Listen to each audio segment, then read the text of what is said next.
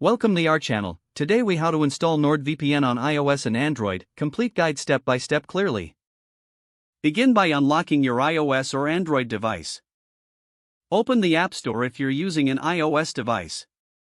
If you're using an Android device, open the Google Play Store. In the search bar, type NordVPN.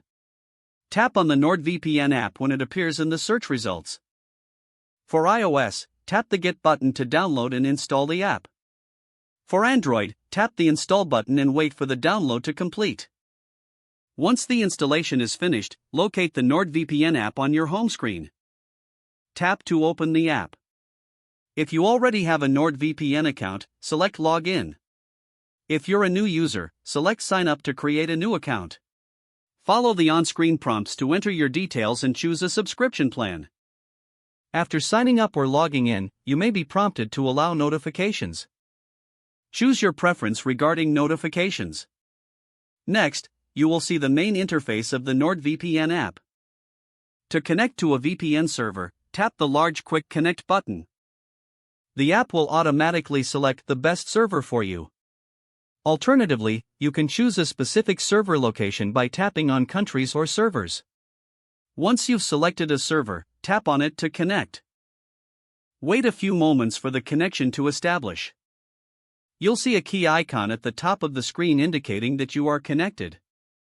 To disconnect from the VPN, simply tap the Disconnect button.